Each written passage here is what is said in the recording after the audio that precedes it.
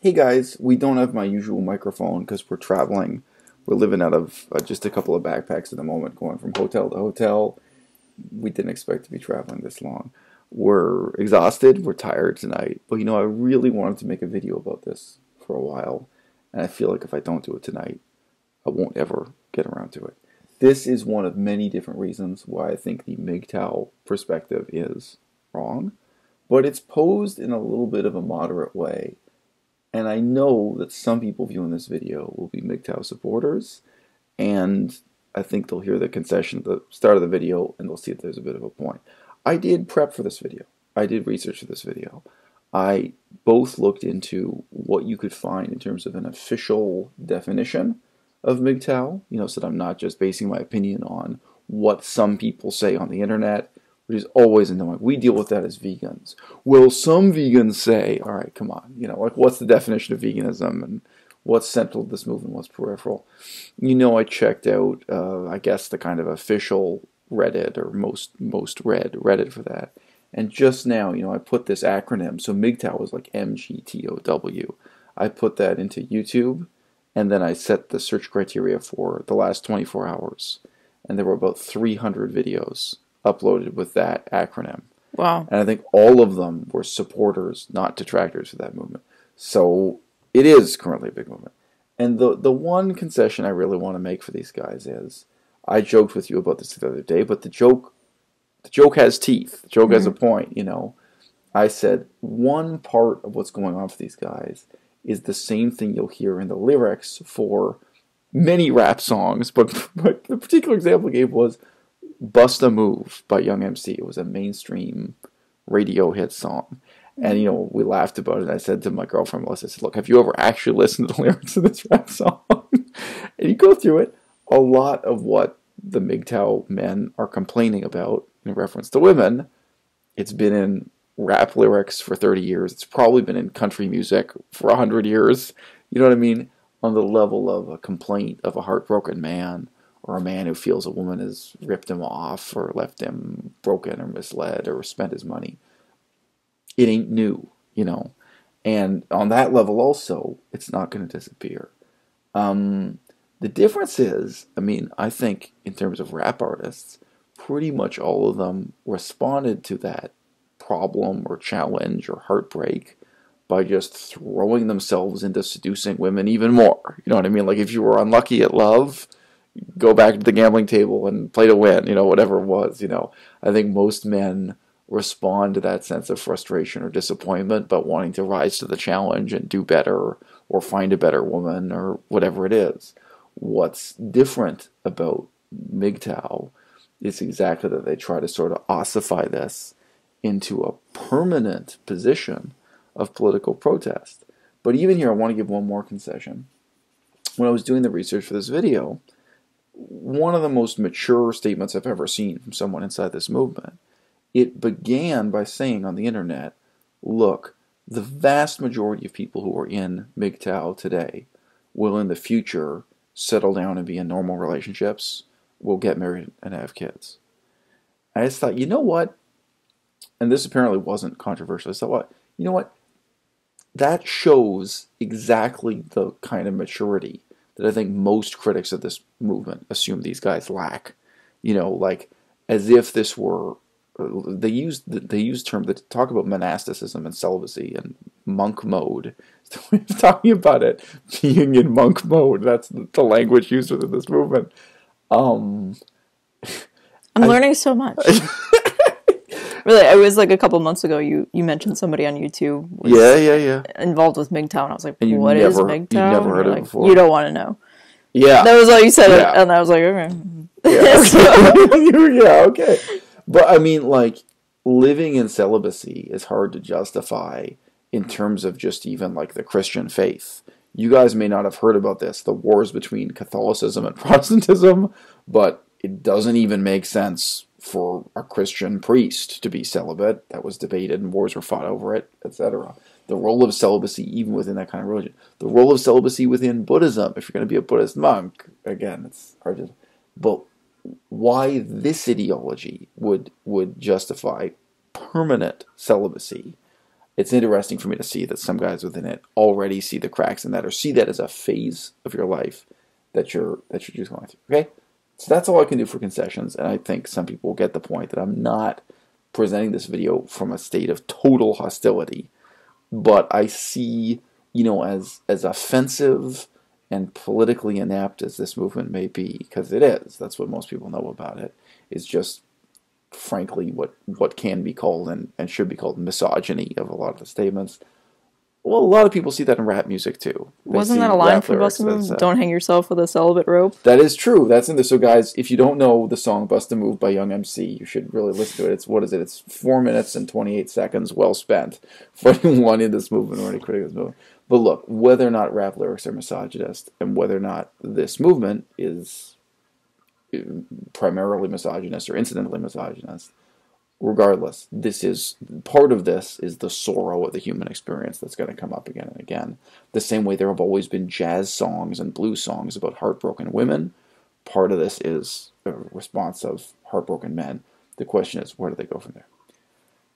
What I want to object to in this video specifically, and it relates to my own current experience, relates to my own past experience also, is the specific idea that committed relationships, that monogamous relationships, are a swindle, are a scam for the man.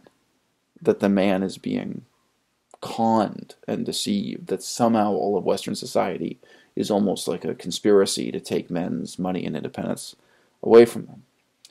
And, even I remember when I was single, thinking of a certain time in my life, I often felt the opposite. So right now, we're checking into one hotel after another. I can remember traveling in Thailand and Laos when I was single, and the hotel rooms would cost the same amount if you were alone or in a couple. And you'd think, this is such a waste. I'm paying the same amount for a hotel room to be here alone, and I could be here with my girlfriend, at times when I had a girlfriend, or I could be here with a girlfriend if I had a girlfriend now and I'm between girlfriends or whatever. I can remember thinking that at the time, Right now in this relationship, I am paying the rent on the apartment for both of us. So I'm paying 100% of the rent. It's not 50-50. It's not 70%. I'm paying 100% of the rent. Mm. If I were single, I would be paying exactly the same amount of rent for exactly the same apartment and living there alone. Now, having my girlfriend Melissa live with me, I think it increases the cost of my water bill, right? No. The water's included with the apartment. So that's like the electricity bill. Probably having her around, I'll burn more electricity. But I mean, it really comes down to pennies. So it's just funny. Like, I can remember really thinking this when I was single, and I think I remember reading a letter to the editor of the newspaper once complaining about this. It was someone trying to book those package holidays where there's like a cruise ship and then a hotel in the Caribbean, and they were saying it costs just as much if you're single as if you're a couple. It's not fair for single people, right? I think they were trying to start a class action lawsuit or something like that. But these guys are complaining that all of society is a swindle, kind of set up to scam you if you commit to a relationship. I think a lot of people look at those basic economic facts and feel the opposite. That all of society is set up to reward you for being married. Mm. It's set up to reward you for being in a couple. It's set taxes too. Yeah, sure, taxes, but it's set up to, in effect, cut your rent in half. Mm. Like, if Melissa contributed nothing positive to my life, in a sense, so what? I've got to pay exactly the same amount of rent to live in exactly the same apartment anyway. And, I mean, actually, with this hotel, not all hotels, but with this hotel, I would be paying exactly the same amount for this hotel room, and this way I can share it with somebody. Now, if you're in a relationship, it's very likely the woman in your life contributes a lot. She isn't just dead weight in myriad ways, and I don't have to get into that in this video. But presumably you're getting something out of this relationship.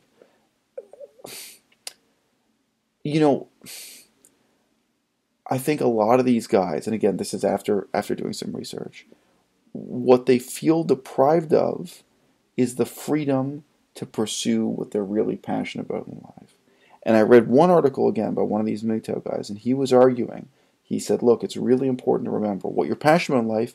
It could be humanitarian work in Africa. So you can see this. That's an example that appeals to me.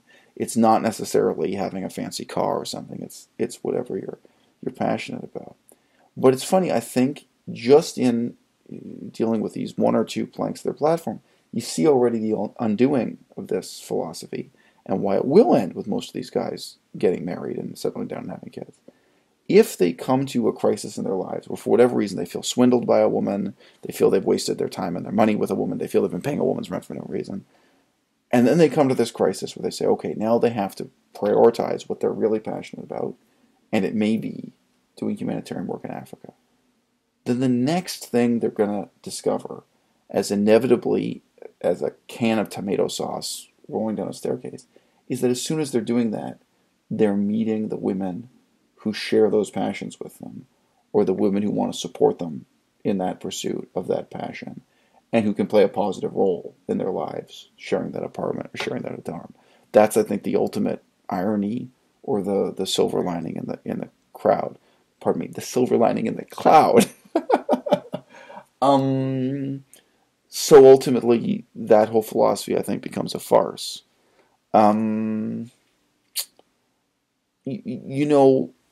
don't really, I think most people look at this movement, they feel a mixture of contempt and pity for the guys who really are true believers.